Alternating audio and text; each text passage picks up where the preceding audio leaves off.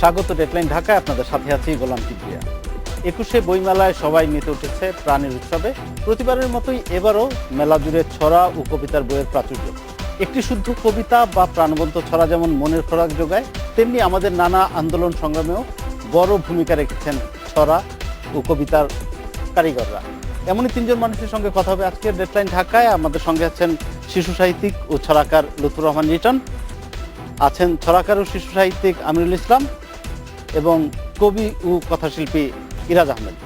লিটন ভাই, কথা হচ্ছিল আন্দোলন সংগ্রাম নিয়ে। তো কিছুদিন আগে গেল স্বৈরাচার প্রতিরোধ দিবস।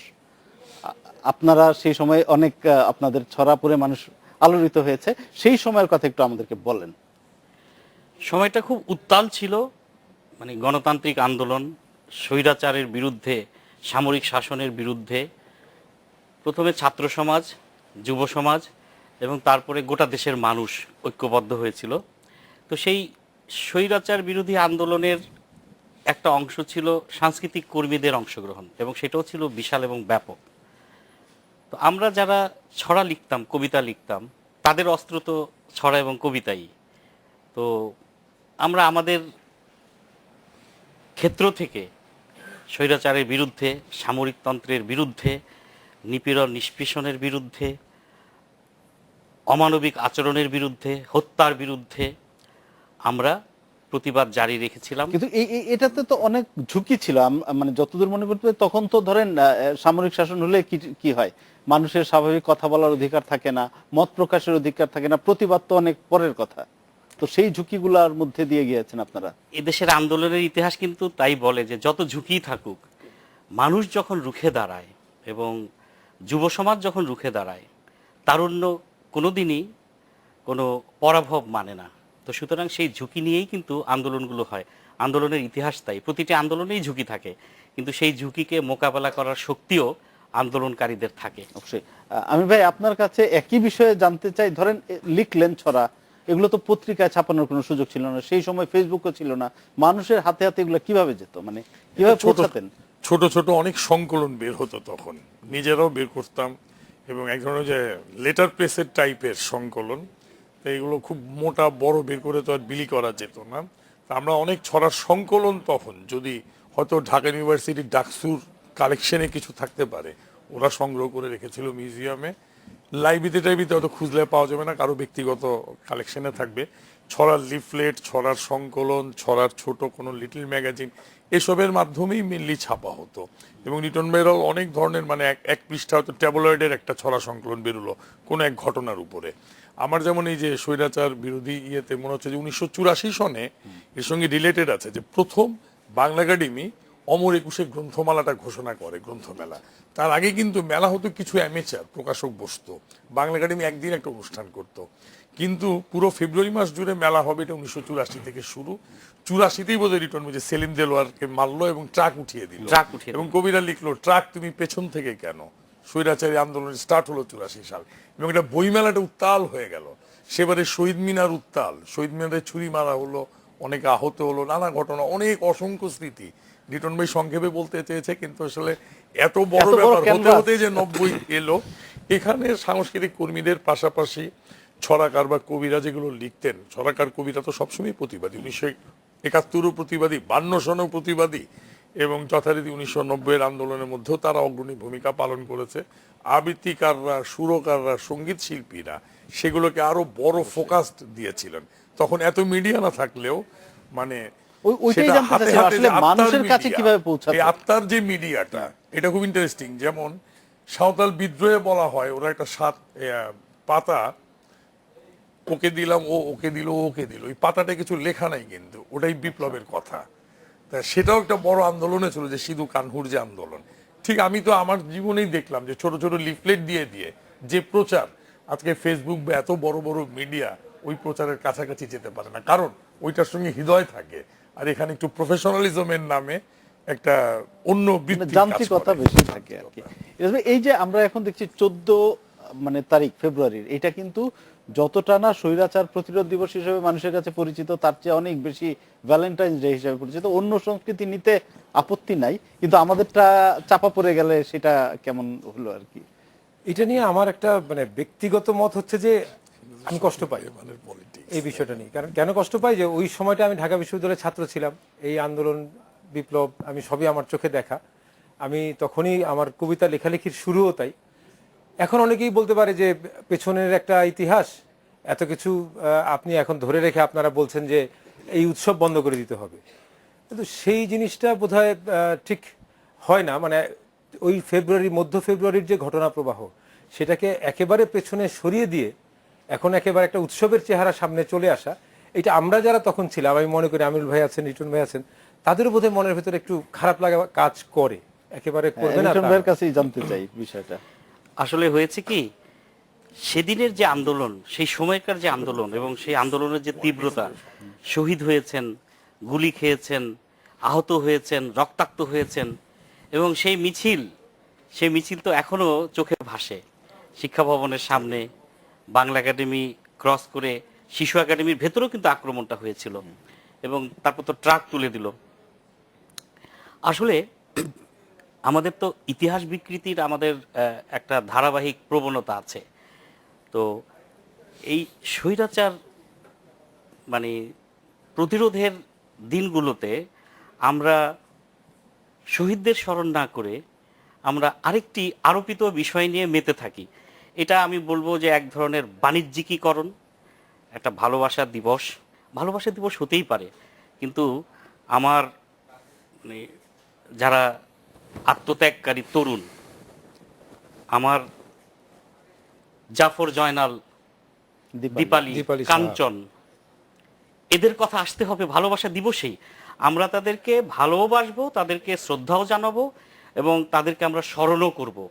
ভালোবাসা বিরোধী আমি নই, কিন্তু যারা আমাদের শহীদদের আত্মত্যাগকে অস্বীকার করে শুধু ফুলেল ভালোবাসা নিয়ে মেতে থাকে, আমি বলবো তারা এক ধরনের ওপর চালাকি করে, এবং এটা এক ধরনের ভাসমান একটা প্রজন্ম কিন্তু যারা আমাদের অতীত ইতিহাস মনে রাখে না। তবে এই যে এইখানে একটা মানে একটা বিষয় একটু লক্ষণীয়, যে এই বইমেলা প্রতি বছর যে হয় এক মাস জুড়ে, ফেব্রুয়ারি মাস জুড়ে, এখানে কিন্তু প্রচুর মানুষ যায়, তরুণ, শিশু, সব বয়সের লোকজন যায়, প্রচুর বই বিক্রি হয়, বই কিনছে। একটা ঢালাও কথা শুনি যে বই বিমুখতা বাড়ছে, কিন্তু বইমেলা দেখলে তো সেটা মনে হয় না আসলে। আমি অবশ্য একমত যে বই নিয়ে নেগেটিভ কথা যেগুলো আছে এগুলো আমি বিলিভ করি না। প্রতি বছর অনেক প্রকাশক বেরোচ্ছে।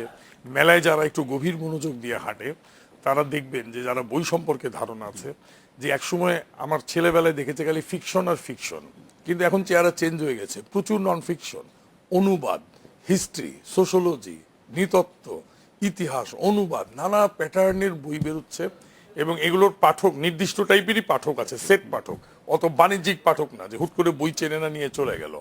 এই জিনিসটা একটু কমে এসছে। আজকেই আমরা সারাদিন তিনজনই বইমেলায় ঘুরে বেড়াচ্ছিলাম এবং গভীর মনোযোগ দিয়ে স্টলে ঘুরে ঘুরে কত যে প্রকাশনী সংস্থা আর কত টাইপের বই যে বের হয়, এই বইগুলো যদি বিক্রি না হয়, পাঠকের কাছে না যায়, সিরিয়াস পাঠকদের কাছে না যায়, তবে এই বইগুলোকে ওরা এত বোকা বের করবে, মেলায় আসবে, এত পরিশ্রম করবে, তা তো হয় না। যে কারণে পাঠকের ভ্যারিয়েশনও তৈরি হয়েছে। আমার মা খালারা যেমন খালি গল্প উপন্যাস, আমাদের যৌবনে যেমন আমাদের বড় ভাইরা খালি গল্প উপন্যাস এটাকেই মনে করতো সাহিত্য, এটাকেই মনে করতো বই। সেখান থেকে আমাদের যে জ্ঞান চর্চার জন্য যে বই, এটা তো enlightened একটা হওয়ার জন্য ইতিবাচক যে বই, বিষয় অবশ্যই। এই জিনিসটা ফোকাসড হচ্ছে বই মেলায়। গত 5-7 বছর এই পরিবর্তনটা খুব গুরুত্বপূর্ণ।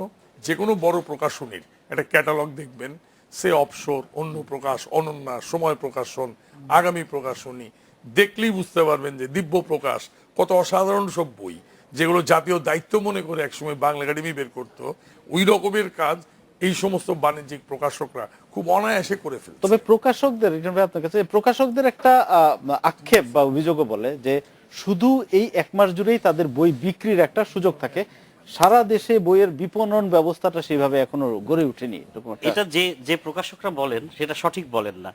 আমিরুল যে প্রকাশনী সংস্থাগুলোর নাম বললেন, আমিরুলের বলা নামগুলো আমি আবার রিপিট করছি না, কিন্তু আমি বলি যে এরা কখনো কিন্তু এই কথাটা বলে না। মানে তাহলে কি আপনি বলছেন মেইন স্ট্রিমে যারা আছে তাদের হ্যাঁ। বই বিপণনের একটা ব্যবস্থা আছে? অবশ্যই আছে, সারা দেশে তাদের বিপণন ব্যবস্থা আছে এবং সারা বছর তাদের বই বেচা কেনা হয়।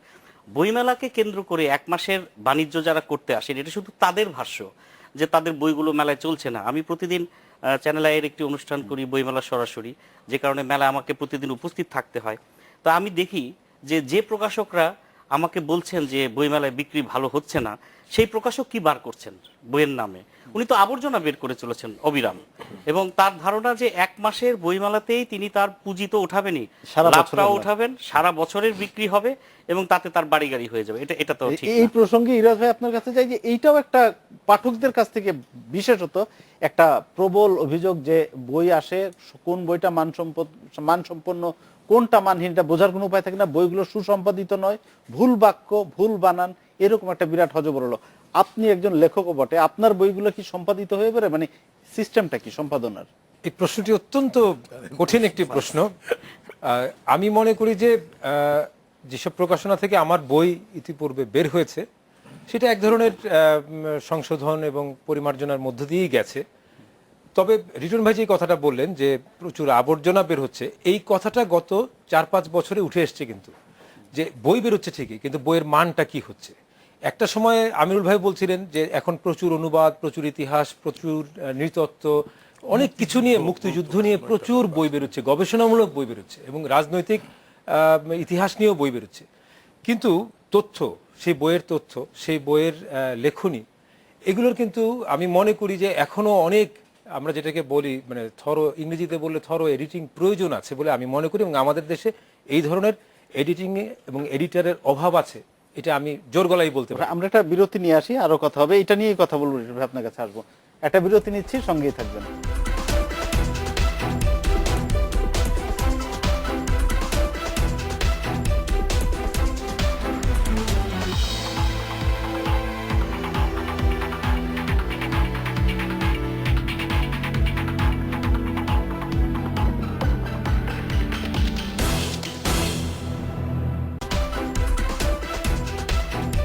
বিরতির পর ফিরে এলাম ডেডলাইন ঢাকায়। রিটন ভাই, কথা হচ্ছিল স্বৈরাচার প্রতিরোধ দিবস নিয়ে, যেটা নিয়ে শুরু করেছিলাম। আমার প্রশ্ন হচ্ছে এগুলো মানে বিপণন হইতো কিভাবে, মানুষের হাতে পৌঁছাইতো কিভাবে তখন? আসলে তখন এমন অবস্থা, বিপণনের আগে তো এটা মুদ্রণের একটা ব্যাপার ছিল। তো আমার দিক থেকে আমি যেগুলো দেখেছি, যেমন আলী রিয়াজ এই কাজগুলো করতেন, তিনি মুদ্রণের একটা ব্যবস্থা নিতেন, গোপনে প্রেসে কম্পোজ হতো, আমরা লিখে দিতাম, ইলাস্ট্রেশন হতো, আর কিছু ফটোগ্রাফ ব্যবহার করা হতো। মানে লেখাগুলো তো একদম স্পন্টিনিয়াস, স্বতঃস্ফূর্ত, ওখানে বসে তাৎক্ষণিকভাবে প্রেসে বসে, রেস্টুরেন্টে বসে, বাংলা একাডেমির মাঠে বসে, টিএসসিতে বসে এগুলো রচিত হতো। তারপর কিছু ফটোগ্রাফ জোগাড় করা হতো। এই স্বৈরাচারের পুলিশ যে পেটোয়া বাহিনী যে নিপীড়ন নির্যাতনগুলো করতো, গুলি চালাতো, সেই ছবিগুলো আমরা পেয়ে যেতাম। সেই ছবির সঙ্গে আমাদের কিছু ছড়া এবং কিছু কার্টুন, এগুলো সবসময় যে আমরা কম্পোজ করতে পারতাম তা না। এমনও হয়েছে যে শুধু আমার হাতের লেখা দিয়েও লিফলেট বেরিয়েছে। এগুলো প্রকাশ করতেন কিন্তু আলী রিয়াজ বেশিরভাগ। হ্যাঁ, একটা আমিরুল আমরা করেছিলাম সাবাস বাংলাদেশ, সেটা জাস্ট স্বৈরাচার পতনের সঙ্গে সঙ্গে হাশেম খান আমাদের প্রচ্ছদ করে দিয়েছিলেন, ইলাস্ট্রেশন করে দিয়েছিলেন। আমার কিছু ছড়া ছিল, আমিরুলের কিছু ছড়া ছিল, আসলাম সানিরও কিছু ছড়া ছিল।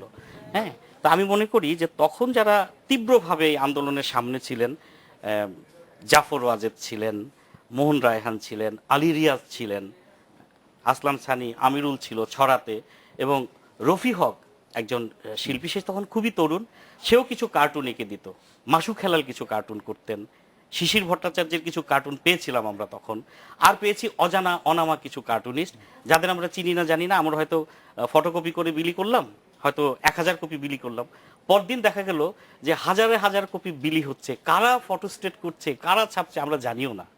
এবং তখন আমার একটা ছড়া ছিল আব্দুল হাই করে খাই খাই, এটা ছোটদের ছড়া, কিন্তু এটাকে প্যারোডি বানিয়ে এই স্বৈরাচার বিরোধী আন্দোলনে এটা ব্যাপকভাবে ব্যবহার করেছিলাম তখন আমরা। তো এটা খুব ঝুঁকি ছিল। আরেকজন ছিল এই প্রকাশনার পেছনে, আহমেদ ফারুক হাসান, আমাদের বন্ধু সাংবাদিক, তিনি মারা গেছেন। আমির ভাই, আবার সম্পাদনার প্রসঙ্গে আসি। এই যে বাচ্চাদের বই অনেক বেরোচ্ছে, আমরা শুক্রবার সকালটা তো শিশু প্রহর ঘোষণা করা হয়, এবং শিশু চত্বর যেটা, এখানে গেলে মন ভরে যায়, দেখা যায় যে অনেক প্রকাশনী সংস্থা আছে যারা শুধু বাচ্চাদের বই বের করে। তবে শিশুদের বইগুলো কতটা সুসম্পাদিত সেটাও প্রশ্নের দাবি রাখে আর কি। না, প্রশ্নটা খুব যৌক্তিক, এটা আমরা তো খুবই ফিল করি। যেমন অনেকে প্রশ্ন তুলেছেন যে ডোরেমন একটা পপুলার কার্টুন সিরিজ, এখন এই উপরে 80টা 100টা বই বেরিয়ে গেছে ডোরেমনের উপরে, যে কোনো কিছু কাটিং পেস্টিং চলছে। আমার তো মতে 80% বই কাটিং পেস্টিং এর উপরে আছে শিশু সাহিত্যে। আমি একবার 3 বছর আগে এক মেলায় ইসপের গল্পের বই কালেক্ট করলাম, 40টা বই, একই ম্যানুস্ক্রিপ্ট, 40 জনের নামে ছাপা, এরা লেখকও না, প্রকাশক বের করে ফেলছে নিজেই, বিক্রি হবে সে জানে। তা ছোটদের বই খুবই অযত্ন অবহেলায়, মানে শিশু একাডেমি ছাড়া বা চন্দ্রাবতী একাডেমি ছাড়া, এরকম ভালো প্রকাশক ছাড়া অত্যন্ত অবহেলিত। কিন্তু কিছু তরুণ প্রকাশকরা গত 5-6 বছর ধরে অনেক উদ্যোগ নিয়ে ছোটদের জন্য যে কালার বইগুলো, কার্টুন কমিক্সের বইগুলো বের করে যাচ্ছে, এটা অসম্ভব আনন্দময় একটা ব্যাপার। আমাদের স্ট্যান্ডার্ড দেখলে কিন্তু মানে যে কোনো কিছু, মানে কলকাতার চেয়ে আমাদের বাচ্চাদের বই কিন্তু ভালো হয়। কলকাতায় 2-1টা প্রকাশনী শুধু ভালো বই বের করে, লাইক আনন্দবাজার, কিন্তু এভারেজ বই কিন্তু এত স্ট্যান্ডার্ড না। আমরা যত স্ট্যান্ডার্ড বই ছাপতে পারি, ছোটদের বই খুবই সুন্দর প্রোডাকশন, খুবই সুন্দর, শুধু যদি প্রকাশক এবং লেখকরা একটু দায়িত্ব নেয় যে না, একটা নিখুঁত বই, নির্ভুল বই, একটা মনোগঠনের জন্য বই, একটা আদর্শের বই আমরা ছোটদের জন্য উপহার দেব। এবং এই যে মানে কলোনিয়াল যেসব সিমটম আমাদের শিশুসাহিত্যের মধ্যে আসে, কোথায় কোন রবার্ট ব্রুস কি করেছিল এই গল্প পড়তে হয়, এখনো কলম্বাসের জীবন কাহিনী পড়তে হয় বাচ্চাদের জন্য বই, টুকলিফা ইজি আছে, অনুবাদ করলেই হয়। কিন্তু আমি এই যে একটু আগে 14ই ফেব্রুয়ারির প্রসঙ্গ হচ্ছিল যে শফিক রেহমানরা এটা সেন্ট ভ্যালেন্টাইন কি করেছে না করেছে এটা কাস্তে করে চাপিয়ে আমাদের উপরে বই এদিকে আপনি মনে করেন যে ইন্টেনশনাল? না না, এটা কিন্তু খুবই এটা একটা ষড়যন্ত্র ছিল। ষড়যন্ত্র। বই মেলায় শফিক রেহমান এটা একটা করে গোলাপ ফুল দিয়ে দিয়ে নিজে দাঁড়িয়ে এস্টাবলিশ করলো যে শুধু ভালো। বইমেলা আমি না, একটু বলি, আমিনুল ভাই, এটা বইমেলা না, সরোয়ার্দী উদ্যানে শুরু করেছিল। না না, আমি বলি উদ্যানের এর সামনে পিছনে- রহমান বইমেলা এটা দিত। আমিরুল, এই পিছনে কিন্তু আরেকটা ব্যাপার মনে রাখতে হবে, যে স্বৈরাচারী এরশাদের বুলেটের ক্ষত সেটা ঢাকবার জন্য কিন্তু এই শফিক রেহমান সেখানে গোলাপ ফুল নিয়ে হাজির হলেন, যে ভালোবাসা দিবসে ফুল। আরে একদিকে গুলি চলছে, আমাদের ছেলেরা গুলি খেয়ে রক্তাক্ত হচ্ছে, তাদের জীবন বিপন্ন, তারা নিহত হচ্ছে, সেখানে কিন্তু এই ফুলের কালচারটা ঢুকিয়ে দেওয়া হলো। এটা খুব একটা গভীর ষড়যন্ত্র, এটা আমাদের মনে রাখতে হবে। আমি এই প্রসঙ্গে আরেকটু বলি। হ্যাঁ, বই মেলায় যেমন জসিমউদ্দিনের একটা বিখ্যাত বই আছে বাঙালির হাসির গল্প, হেন পাঠক নাই বাঙালি মাত্র, এটা পড়েছেন। এথেনিক কালচার, আমার বাংলাদেশ আছে এই গল্পগুলোর মধ্যে। কিন্তু সুকৌশলে 70 বছর আগে 2 খণ্ড বেরোলো, কোনো প্রতিষ্ঠান, কেউ, কোনো লেখক, আমরা দায়িত্ববোধ করলাম না বাংলার গল্পগুলোকে আবার এভাবে তুলে আনি। আমরা কি করলাম, ছিল বাঙালি 2 হাসি খণ্ড। গল্প 1-2। কিন্তু অদ্ভুত ব্যাপার, এরপরে কিন্তু এই ধরনের লেখা আর হয়নি বাংলা ভাষায়। আমাদের উপরে চাপিয়ে দেওয়া হলো যে অ্যান্ডারসনের গল্প বেটা পৃথিবীর সেরা, অস্কার ওয়াইল্ডের গল্প অনুবাদ কর, রুশ দেশের উপকথা হচ্ছে পৃথিবীর সবচেয়ে ভালো জিনিস। আমার ফোকটেলস, আমার জীবন, আমার এথেনিক কালচার থেকে আমাকে নিঃস্ব করে দিয়ে এখন একটা ঝুলন্ত অবস্থায় ফেলে দিয়ে সে বুঝিয়ে দিচ্ছে যে সিসিমপুরের মাধ্যমে আমার বর্ণমালা শিখতে হবে, ডোরেমন দেখেই আমাকে কালচার হইতে হবে। আমি একটা ডিলেমার মধ্যে আছি। বইমেলা গেলে আমার মায়াই লাগে, সব কথা বলাও যায় না, প্রতিবাদও করা যায় না, চুপচাপ খালি মানে যন্ত্রণাটা নিয়ে ফিরে আসতে হয়, এরকম একটা বাজে অবস্থা আসলে। কিবরিয়া, জি। আপনি বললেন যে বইমেলায় ছোটদের বইয়ের যে বিশৃঙ্খল পরিস্থিতি, আমার কিন্তু যেটা মনে হয় যে এই যে বইমেলায় প্রচুর বই প্রকাশিত হয় প্রতি বছর, আমি যেহেতু প্রতিদিন বইমেলায় থাকি, গত 10 বছরের হিসাব যদি আমি করি, প্রতি বছর 3 থেকে 4 হাজার বই প্রকাশিত হয়। এখন এই 3 থেকে 4 হাজার বইয়ের লেখক কতজন? আমি একটু হিসাবটা বলি আপনাকে। 2016 সালে বইমেলায় নতুন বই এসেছে 3,444টি, বিক্রি হয়েছে 40,50,00,000 টাকার। 2015 সালের তুলনায় 16 সালে প্রায় দ্বিগুণ বই বিক্রি হয়েছিল। আমি সেটাই বলতে চাচ্ছিলাম, 3 থেকে 4 হাজার বই কিন্তু প্রকাশিত হয়। এখন 3 থেকে 4 হাজার বই লেখার মতো লেখক কি আমাদের দেশে আছেন? সেটাই, এই প্রসঙ্গেই যাচ্ছি ইরাজ ভাইয়ের কাছে। ইরাজ ভাই, এই যে বইমেলা ধরেন পাঠক তো যাই, বইমেলা কিন্তু লেখকও তৈরি করে, কিন্তু কত, মানে এত লেখক, এই যে ধরেন 3,000, রিজন ভাইয়ের সঙ্গে আমি সাংঘাতিক ভাবে একমত যে 3,000 লেখক কি সত্যি আমাদের আছে, বা এরা কারা এটা কিন্তু লিখছে? গতবারের হিসাব, এবার কিন্তু আরো বেশি হবে, বেশি, 3,000 এবং বেশি হবে। এবং যেই কারণেই সম্পাদনার কথাটি আমরা আগে আলোচনা করছিলাম, যে সঠিক সম্পাদনা যদি হয়, সঠিক সম্পাদক যদি থাকে, তাহলে কিন্তু এই লেখকের আধিক্য কিন্তু অনেক কমে যাবে। কারণ লেখকদেরকে একটা ইয়ের ভেতর দিয়ে, পর্যবেক্ষণের মধ্য দিয়ে বের হয়ে আসতে হবে প্রপারলি। যদি পাবলিশিং হাউসগুলো এই উদ্যোগগুলো নেয়, তখন যেটা দাঁড়াবে যে আমি চাইলেই লেখক হতে পারছি না। কিন্তু এখন আমি দুঃখের সঙ্গে বলি, এইখানে আমি চাইলেই লেখক হতে প্রকাশকদের পারি। প্রসঙ্গে আমি একটা কথা বলি। এখানে আমরা মানে অনেক আলোচনা হয়েছে, বইমেলা নিয়ে আলোচনা করছি আমরা কয়েক সপ্তাহ ধরে। প্রকাশকদের, প্রতিষ্ঠিত প্রকাশক যাদের নাম আপনারা বলেছেন, তাদের কেউ কেউ এখানে এসে বলেছেন যে এমন কিছু প্রকাশক আছেন যারা লেখকের কাছ থেকে টাকা নিয়ে তার বইটা প্রকাশ করে, এবং নিশ্চয়ই। সেটা একটা কালচার নিশ্চয়ই দাঁড়িয়েছে। এটি একটি সাংঘাতিক বই বাণিজ্য হয়ে দাঁড়িয়েছে বলে আমি জানি। যে প্রতি বছর বহু মানুষ এখানে আসেন, এবং এমনকি দেশের বাইরে থেকে আসেন, প্রবাসী বাঙালিরাও আসেন, এবং এখানে এসে কিছু পাবলিশিং হাউসকে তারা টাকা দেন, এবং সেই টাকার বিনিময়ে বই বের হয়। এটা আমি কি মাঝখানে ঢুকতে পারি? হ্যাঁ, আপনি আমরা অবশ্যই একটা পারেন। যেমন- বিরতি নিয়ে আসি, তারপর আপনার কাছে আসি। ঠিক আছে। একটা বিরতির সময় হয়ে গেছে, আবার একটা বিরতি নিচ্ছি, সঙ্গে থাকবেন।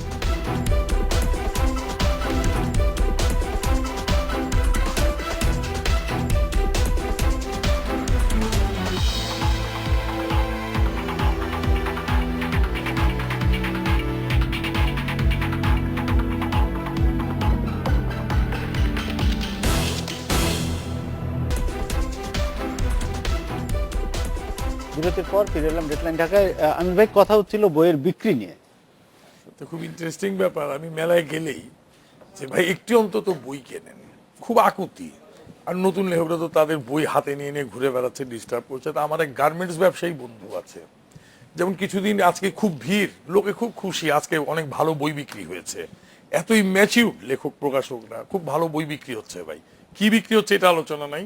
তা আমার ওই গার্মেন্টস ব্যবসায়ী বন্ধু প্রত্যেকবার বই বের করে, এবং তার গার্মেন্টসের 2000 কর্মচারী একদিনই আসলো শুক্রবার, সকাল থেকে সন্ধ্যা পর্যন্ত 2000 কপি বিক্রি হলো বই। তো এখন এটা, এই বইয়ের বিক্রিটাকে আমি কোন দৃষ্টিতে দেখব?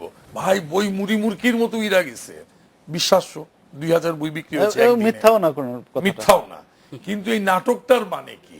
বইমেলা নিয়ে, লেখা নিয়ে, প্রকাশনা নিয়ে পেছনে এইরকম একটা স্রোতের মতো নাটক থেকেই যাচ্ছে ঢাকা বইমেলা নিয়ে।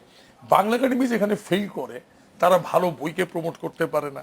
তারা মাইক্রোফোনে অনর্গল, ডিজিটাল যুগে তুই বেটা করবি একটা ডিজিটাল মেলা, ও অ্যানাউন্সমেন্ট, আজ এই বই প্রকাশিত হইয়াছে, এই অন্তত একটি বই আপনার শিশুকে কিনে দেন। শিশু প্রহরে একটা বাচ্চা গেলে এক গ্লাস জল খাবার জায়গা নেই, সে ওয়াশরুমে যাবে কোথায়, একটু বসে ব্রেকফাস্ট করবে কোথায়, কোনো কিছু নেই। এটা ধুলি ধূসর মেলা মাঠের মধ্যে শিশু কর্নারের নামে সে একটা যন্ত্রণা বিদ্ধ জায়গা দিয়ে দিছে। আমরা অনেক সহনশীল জাতি বলে, ঢাকাবাসীরা অনেক সহনশীল বলে, এবং কোনো অপশন নাই দেখে আর কি। অপশন নাই বলে কোনো কথা বলি না, কিছু না, সব মেনে নেই। বাংলা একাডেমির দায়িত্ব ভালো বই, ভালো লেখককে প্রমোট করা, কোনো কিছু ম্যানুপুলেটেড না করা। বাংলা একাডেমি আমাকে বুঝিয়ে দিবে যে এই মেলার মধ্যে এই জিনিসগুলো ভালো, সে আমাকে একটা গাইডলাইন ধরিয়ে দিবে কোন স্টলগুলো ভালো স্টল, কোথায় আমি যাব। এখানে তো মদ আর দুধ একই রকম অবস্থা। আমি ঢুকলে মেলায় লটারির মাধ্যমে কে কি পড়ে গেছে দেখলাম, একটা কানা প্রকাশনীয় যে একটা অন্ধ প্রকাশনীয়, তাই ওর ফাঁকে আবার বাংলা প্রকাশও দাঁড়িয়ে আছে। জাতীয় সাহিত্য প্রকাশ খুঁজে পাই না, কিন্তু ফাঁকে ফোকরে নামহীন পিকুলিয়ার নাম, এগুলি আবার ব্যক্তি নামও, তার নামই হয়তো একটা প্রকাশনী, এইভাবে নাম আমি ডাইরেক্ট বলতে চাচ্ছি না, আছে। ওগুলা বড় বড় ফোকাসড হয়ে দাঁড়িয়ে আছে, এবং বাংলা একাডেমি কোনো দায়িত্ব মনে করছে না। তা আমি তো ভাই মেলা মাঠে হাঁটতে গিয়ে ওই যে মদ আর দুধ একই ব্যাপার, ছোট রিটন বই, ভাই, খারাপ এই যে বই, ভালো আবার বই ছড়ার কিচ্ছু প্রসঙ্গে বুঝি আসি না। একটু আমি আপনার কাছে, যে ধরেন, আচ্ছা, হ্যাঁ, please। ওর আলোচনার হ্যাঁ, বলেন।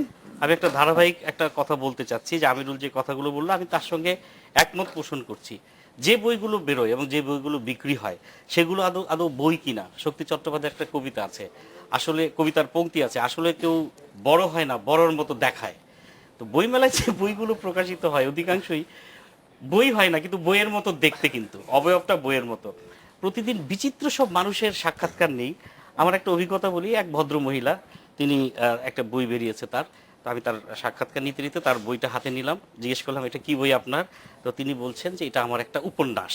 তো আমি দ্রুত উল্টাতে, উনি বলছেন উপন্যাস সম্পর্কে, আমি দেখি 3টে গল্প ভেতরে, সূচিপত্র, হ্যাঁ, 3 রকমের গল্প। তাই আমি বললাম যে আমি তো সূচিপত্রে দেখতে পাচ্ছি, এটা তো একটা গল্পের বই, 3টে গল্প আছে এর মধ্যে। বলছে হ্যাঁ তাই তো, 3টি গল্প নিয়ে আমার একটি উপন্যাস। তিনি জানেনও না গল্প কি, উপন্যাস কি, তার বই বেরিয়ে গেছে এবং তিনি সাক্ষাৎকার দিতে চলে এসছেন। এরকম ঘটনাও এখানে ঘটছে। আর আর অন্য অভিজ্ঞতাগুলো কম বলতে চাচ্ছি না, সেগুলো খুবই হাস্যকর হয়ে যাবে, কিন্তু এগুলোকে প্রতিদিন আমাদের ফেস করতে হয়। এবং সবকিছু মিলেই মেলাটাকে আমরা মেনে নিয়েছি। হ্যাঁ, আমিরুল যেমন বলল যে শিশু চত্বরের নামে শিশুদের জন্য ওদের বসার জায়গা নেই, সবচেয়ে অবহেলিত কিন্তু শিশু চত্বরটা। সবচেয়ে পেছনে মেলায় ঢোকার সঙ্গে সঙ্গে শিশু চত্বরটা থাকবে, যাতে বাচ্চাদের বেশি হাঁটতে না হয়। মেলায় এবার চমৎকারভাবে ইট বিছানো হয়েছে, বাংলা একাডেমি কর্তৃপক্ষ ইট বিছিয়ে দিয়ে হাঁটার ব্যবস্থা চমৎকার করে দিয়েছেন, সমতল একটা ভূমিতে নিয়ে এসছেন মেলাকে, এবড়ো খেবড়ো না। শিশু চত্বরটা কিন্তু এবড়ো খেবড়ো, ওখানে কিন্তু ইট বিছানো সঠিকভাবে হয়নি, সবচেয়ে অবহেলিত সেটা। অথচ এটা হওয়া উচিত ছিল চমৎকার একটি তোরণ দিয়ে, একটা গেট দিয়ে ঢুকবে, আরেকটা গেট দিয়ে বেরোবে, এবং সেখানে শিশুদের সমস্ত বইয়ের একটা রাজ্য হবে। এখানে হচ্ছে কি, শিশু চত্বরেও কিন্তু আপনি বলেছেন যে ওখানে শিশুদের বই যারা বার করে তারাই শুধু ওখানে থাকে, ওখানে প্রচুর ভুয়া প্রকাশনী সংস্থা আছে কিন্তু যেগুলো বেনিয়া, শুধু বই বিক্রি করতে চায়। ডোরেমনটা হয়তো বিক্রি করতে পারছে না, কিন্তু আমিরুলের কথা আবার ফিরে যাই যে সেখানে এমন সব বই, এমন সব গল্প, এমন সব কল্পকাহিনী ছাপা হচ্ছে, একটাই ম্যানুস্ক্রিপ্ট 30 জন 30টা বই বের করে বসে আছে। এটার কোনো নিয়ন্ত্রণ নাই, এই নিয়ন্ত্রণটা আনতে হবে। আর আমার একটা প্রস্তাব আছে, শিশু চত্বরে কিন্তু বাংলাদেশের বিখ্যাত প্রকাশনা সংস্থাগুলো, বিশ্ব সাহিত্য কেন্দ্র, সময় প্রকাশন, অনন্যা, তারপরে চন্দ্রাবতী একাডেমি, কথা প্রকাশ, এরকম প্রকাশনা সংস্থাগুলো অনেক ছোটদের বই প্রকাশ করে। তাদের স্টল, সিঙ্গেল স্টল কিন্তু দিতে হবে শিশু চত্বরের ভেতরে, তা না হলে আমাদের অভিভাবকেরা ঠকছেন। তাহলে কি তাদের একাধিক স্টলের প্রস্তাব করছেন আপনি? যখন শিশু চত্বর হবে, শিশু চত্বরের জন্য ছোট্ট কিওস্ক থাকতে পারে, একটা থাকবে, যাতে করে এই যে অভিভাবকরা যারা একটা ছোট ছোটদের আউটলেট, দিয়ে যাচ্ছেন, তাদের ওই হ্যাঁ, সংক্রান্ত একটা বইগুলো outlet থাকতে থাকলো পারে সেখানে, তাহলে সে ভালো বইগুলো সেখানে পাচ্ছে। তা না হলে তো এটা মানসম্পন্ন ঠিক, বইগুলো তাদের হাতেই যাচ্ছে না। মূলধারার প্রকাশকরা যারা, হ্যাঁ। তারা আসলে শিশু চত্বরে অনুপস্থিত। এটা অনুপস্থিত, তো তাতে করে কিন্তু ভালো বইগুলো শিশুদের হাতে পৌঁছাচ্ছে না। আমিরুল, আমি একটা ছোট প্রশ্ন করতে চাই আলোচনায় যাওয়ার আগে, রিটন ভাইকে এই প্রশ্নটা করতে চাই। আমার কাছে মনে হচ্ছে যে এই যে প্রবলেমগুলো নিয়ে আমরা কথা বলছি রিটন ভাই, যে গত 5 বছরে ফেসবুক বা টেলিভিশন চ্যানেল বা অনেক মিডিয়ার একটা প্রাবল্য আছে, তাতে কি আপনার মনে হয় যে এই যে আপনি যেটা বলতেছিলেন যে ভুয়া প্রকাশক বা আমিরুল ভাইও বললেন, বা লেখকের আধিক্য, এই জিনিসগুলো কি ফেসবুক বা অন্য সামাজিক মাধ্যমগুলো, গণমাধ্যমগুলো আমাদেরকে কি এই প্রবণতাকে উস্কে দিচ্ছে বলে আপনার মনে হয়? আপনি একটা টেলিভিশন চ্যানেলে একটা প্রোগ্রাম করেন, মানে আমি সেই জন্য বলছি আপনাকে, যেটা বইয়ের ভুলের কথাও বললেন, যে এটা কি সত্যি রিটন হতে ভাইয়ের কাছ যাচ্ছে থেকে কি? শুনি একটু। হ্যাঁ, ইরাজের অভিযোগটা আমি মাথা পেতে নিচ্ছি যে ফেসবুকের কল্যাণে কিংবা টেলিভিশনে আমরা যারা সম্প্রচার করি প্রতিদিন, আমাদের তো দায় আমাদের আছে, কিন্তু সেই দায়িত্ব আমাদের নিতে হবে। কারণ আমরাও তো এক ধরনের উস্কানিই দিচ্ছি, যে যেটা বই হয়নি সেটাকেও আমাদের বই বলতে বাধ্য হচ্ছি, কারণ অনেক আশা নিয়ে তারা বইমেলায় আসেন। তিনি যে একটা বই লিখেছেন সেটাকে অ্যাপ্রিসিয়েট করি, আমরা তো জানি না যে এর মধ্যে থেকে কোন একজন নবীন লেখক উঠে আসছেন অবশ্যই কিনা। উঠে আসবে। এর আগে আমরা একটা বিরতিতে যাব, তার আগে আপনার কাছে একটা প্রশ্ন রেখে যাই।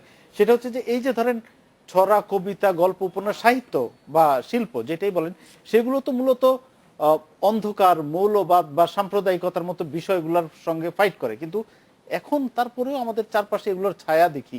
মানে এই ঝামেলাটা কোথায়? এত বইও বেরোচ্ছে, ওগুলোরও হচ্ছে, অবস্থান আছে, কিন্তু মানে এই সব অবস্থানের পরিস্থিতির কারণটা কি? পরিবর্তন ঘটছে আমি না। বিরতি থেকে এসে আপনার কাছে যাব, আবার একটা বিরতি নিচ্ছি, সঙ্গে থাকবেন।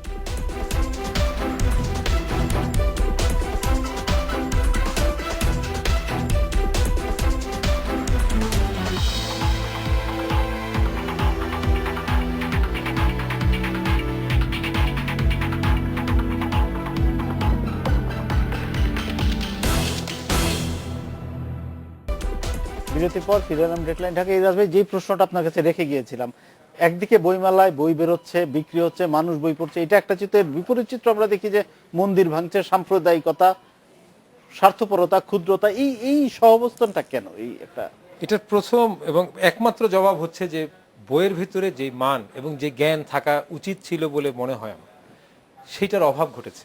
বই প্রচুর বেরোচ্ছে, রিটন ভাই একটু আগে বললেন যে বইয়ের আকৃতির মতো কিছু জিনিস আছে, কিন্তু তার ভিতরে জ্ঞানটা কতটুকু আছে, বা এই আপনি যে অন্ধকারের কথা বললেন, সেই অন্ধকার দূর করার জন্য কতটুকু উপাদান আছে, সেটা আমার সন্দেহ আছে। কারণ প্রচুর বই বেরোচ্ছে, সেটার মানসম্পন্ন কোনো সংশোধনও হচ্ছে না, ফলে এই গোটা জিনিসটাই বইয়ের আকৃতির মতো কিছু জিনিস হয়তো মেলায় প্রবেশ করছে, কিন্তু জ্ঞানটা বোধহয় আমরা আমি হারিয়ে আমি ভাই আপনার কাছে একই জিনিস জানতে, ধরেন এই যে 84-85 বা সেই সময়টা স্বৈরাচার বিরোধী আন্দোলনের সময় যেভাবে ছড়া, কবিতা, গান, পথনাটক মানুষকে আলোড়িত করেছিল, উদ্দীপ্ত করেছিল, এখন আমরা দেখি যে হোলি আর্টিজানের মতো ঘটনা ঘটছে, আপনার জঙ্গি তৈরি হচ্ছে। এখন কেন ওই জায়গাটা নিতে পারছি না, ওই জায়গার অন্ধকার দূর করতে পারছে না? এটা কি কোনো মানে সমস্যাটা কোথায়?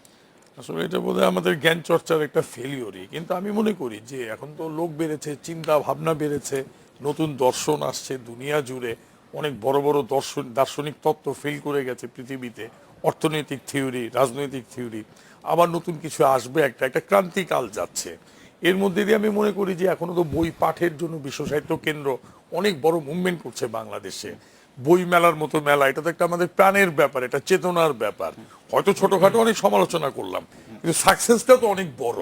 এই বই মেলার আরো ব্যাপকতা হোক, বই আরো বেশি মানুষের কাছে, ছেলেদের কাছে, মেয়েদের কাছে পৌঁছে যাক, তবে নিশ্চয়ই প্রবলেম। লিটন ভাই, আপনার কাছে আমি একই প্রশ্ন রাখবো, চ্যালেঞ্জটা কোথায় এখানে?